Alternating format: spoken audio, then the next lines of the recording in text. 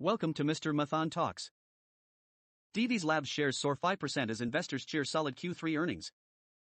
முதலீட்டாளர்கள் உறுதியான காலாண்டு வருவாய் குறித்து உற்சாகமாக பேசியதால் டிவியின் லேப்ஸ் பங்குகள் 5% உயர்ந்தன. மருந்து தயாரிப்பாளரின் நிகர லாபம் மூன்றாம் காலாண்டில் ஆண்டுக்கு 65% அதிகரித்து ரூ. 589 கோடியாக உயர்ந்தது. இது சின்பிசிடிவி 18 இன் மதிப்பீட்டான ரூ. 507 கோடியை முந்தியது. வருவாய் 25% அதிகரித்து ரூ. 2319 கோடியாக உயர்ந்தது. இது கடந்த ஆண்டு இதே காலத்தில் இது ரூ. 1855 கோடியாக இருந்தது.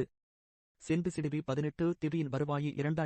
2287 கோடியாக நிர்ணயித்திருந்தது, அதாவது உண்மையான எண்ணிக்கை எதிர்பார்ப்புகளை விட மிக முன்னதாகவே வந்தது.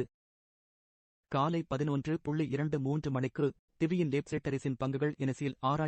6125 ஆகஸ்ட் வர்த்தகம் செய்யப்பட்டன. இன்றைய அமர்வில் லாபத்துடன் பங்கு அதன் சாதனை அளவான ரூ. 6,285.45 ஈட்டியது. டிவிஸ் நிறுவனம் GLP-1 ஐ ஒரு முக்கிய வளர்ச்சி வாய்ப்பாக கருதுகிறது.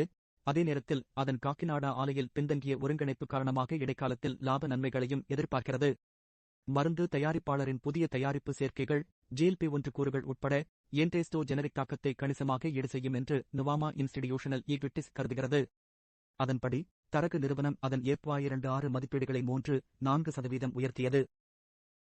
இருப்பினும் ஜெனரிக் விலை நிர்ணயம் தொடர்ந்து அழுத்தத்தை எதிர்கொள்கிறது. இருப்பினும் அதிக அளவுகள் தாக்கத்தை ஈடுகட்ட உதவியது என்று தரகு நிறுவனம் தெரிவித்துள்ளது. மூல மணி கண்ட்ரோல் Declaration. தகவல் கல்வி நோக்கத்திற்காக மட்டுமே. எனது சேனலை சப்ஸ்கிரைப் செய்து ஆதரிக்கவும்.